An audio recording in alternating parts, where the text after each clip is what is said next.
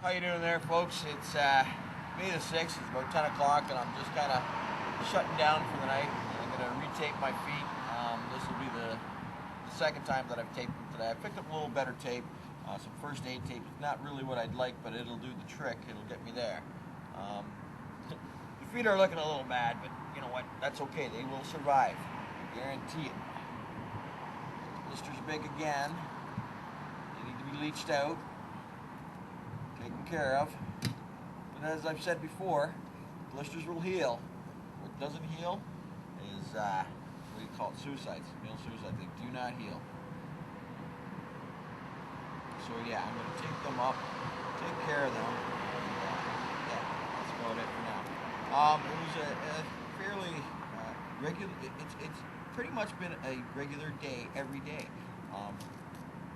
I think there's maybe one person that I've talked to that hasn't been affected by a male suicide. There's numerous people who just say, yeah, I know so and so, and I know this person and this friend of mine, and it's absolutely deplorable how many people know somebody who committed suicide. So yeah, the issue really needs to be addressed. And we need something done. We need our government to actually uphold the Constitution of Canada, which says, equal representation under Section 15. I believe it's 15.1. Equal representation for in services. So right now we don't have that. So it's time for that to change, especially in the suicide things.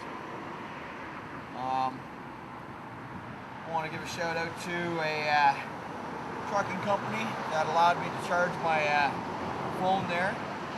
All those guys there, thanks very much for your hospitality, and me being the guy that I am, when they were so kind to offer me a little bit of power to charge up my phone, I offered to take care of, push a broom for them for a little bit. I don't want nothing for free. So that was the way I kind of did things.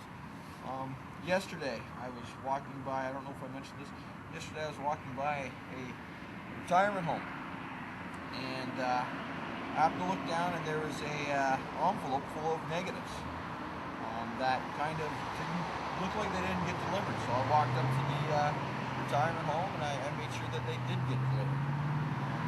We should be looking after the communities, folks. We can't rely on feminists to do it. The suicide issue was like, we're working on it, and yeah, I see how they're working on it. Another 8 men today, another 8 men yesterday, another 8 men tomorrow. It doesn't seem to be changing. So yeah, I'm just trying to pop this ballistic here so I can get it to leach out. There we go. Oh yeah. They're a little tender. They will heal. Guaranteed. So yeah, that takes care of that. What else today? I was walking by an industrial section. A gentleman was out there having a smoke. And he lost a friend 2 years ago. Suicide. It's the same tragic story again and again and again.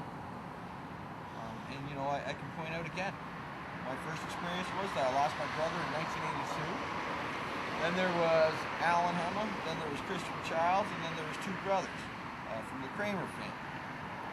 That was just going up to about,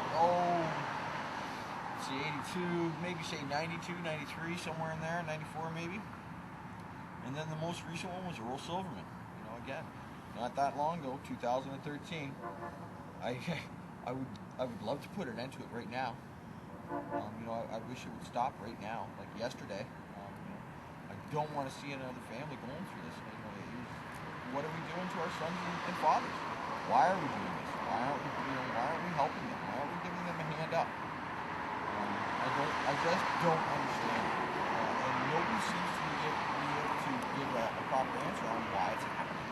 It's like, yeah, it happens, and that's just the way it is. I say horse crap. It's not supposed to be that way. It wasn't that way 60, 70 years ago, there was kind of, if you go back far enough in time, historically speaking, there's, again, you'll find parity. What happens is that it starts to peak when guys start getting screwed over in the family courts, and they start getting told that they ain't worth it. They're not worth compassion, consideration, care, empathy. It's basically hurry up and die. Here's the shovel. Get on with it. Do us a favor. Dig first. So that's the way that that's same story, again, again, and again, and again, and again. It plays on you mentally, and I really don't like it. But if nobody else seems to be willing to do it. I know that within the men's human rights community, yeah, there are people who do it and take care of it, but there's nobody outside of the men's human rights community who's willing to do things and actually speak up and take care of it. Everybody seems to be afraid of speaking out against this stuff. From I don't know why they're afraid. If you don't speak out against bullies, well then they will continue to bully you. So yeah, I don't know why people don't speak out about it, but that's their choice. Me, I can't in good conscience not speak out about it. It's just too nasty. I remember what my family went through. It was absolutely disgusting. And when we still go through it, there are fights going on about it, and the family doesn't seem to like what I'm doing. But if it saves one life, then I'll be happy. I will have succeeded. So that's my kind of views on that. I don't know. I would think that my family would be more outspoken about it instead of cowering.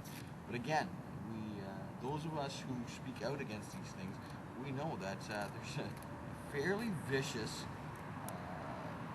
system of feminists who are willing to libel us, criminally libel us in Canada. It's against Section 300 of Canada. Libel. Don't know why that law is not being enforced when it should be, because all that law, when that law isn't enforced, what they are in effect doing is giving free rein to those who would put it, stop equal human rights for all or civil rights for all. They're giving them free rein to dictate what the law should be. The law is equal. It's mentioned 3 times in the Constitution of Canada. In the preamble, it's Canada is a nation built upon the supremacy of God and the rule of law. Now, I don't. I might be a God-fearing person, but there are plenty of atheists out there, so that one is only it doesn't hold as much power. That little section doesn't hold as much power with the atheists, but the rule of law does. So that is the key. Rule of law means that everybody's equal under the law. So why we're not getting equal representation under the law? Why guys are getting just tossed under the bus by the law? I'm at a loss for an answer. I'd like an answer. Why? Why do you want to treat your sons and fathers like second-class citizens? Really? Each one of us has a mother and a father out there somewhere. Whether or not you're adopted or not, it does not matter. You have a mother and a father there. So yeah, that's rather interesting. Why we choose to throw away or consider half the human race disposable. I find that to be it's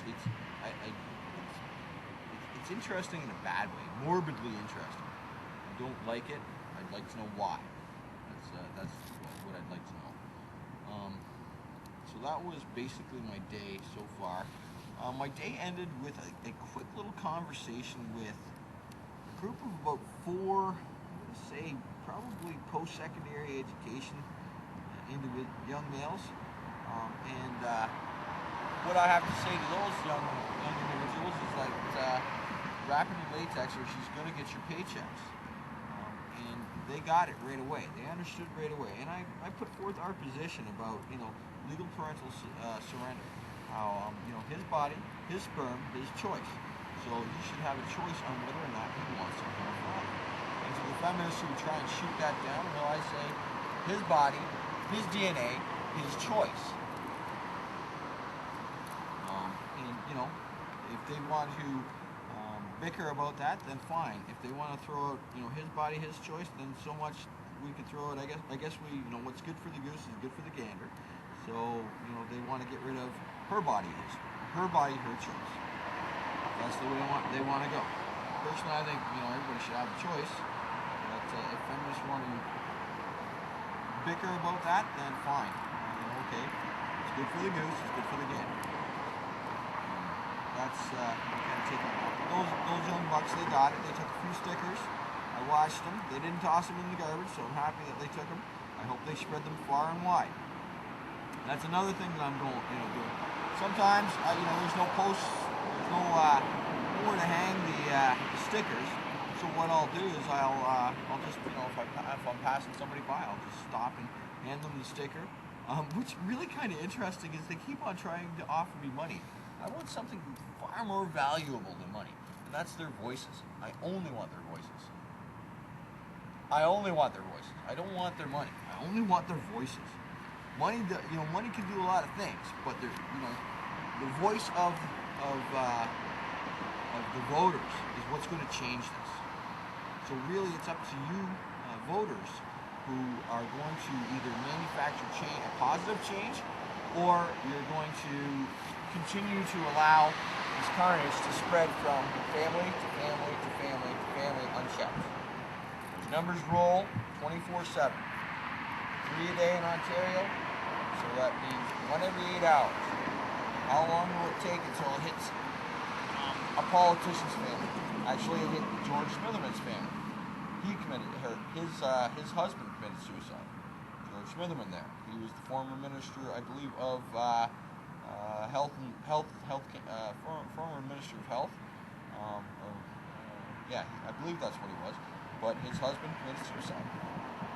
So it rolled along.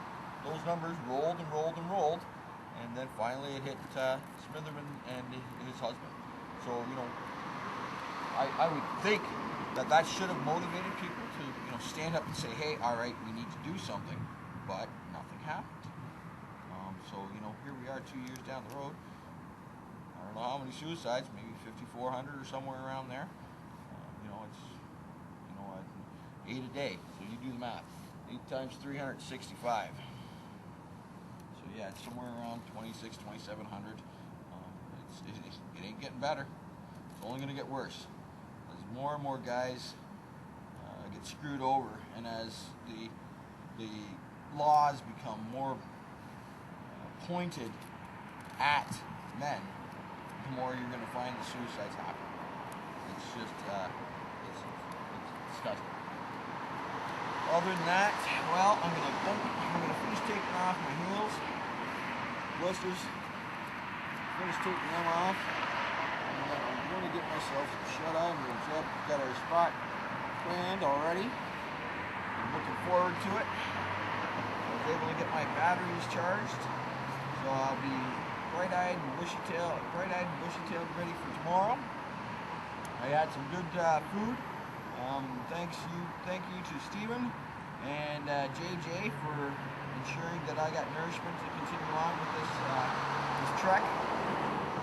Thank you for all the words of support. I'm seeing the tweets.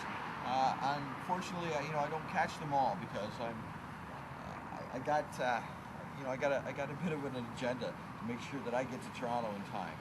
So I can't really pay attention to the phone to pick up the tweets and things like that. But I do appreciate the support, the well wishes. They do keep me warm. Me and Jeb warm at night. As you can see here, Jeb's pretty much pooped for the day. We did a lot of walking today. There was a really warm welcome at the Oakville Town Center. I called Sergeant Coroner, Chantel Coroner. I invited her to send an officer down to meet me because I believe the officer should be making sure that those numbers get to the proper political entities to ensure that they don't have any more suicides on the forces. My God, you know, these are the people that protect us in our time of need, and we are throwing them to the wolves. Jeb sees another dog, wants to go say hi. Looks like the littlest hobo. No, Jeb, you can't go say hi.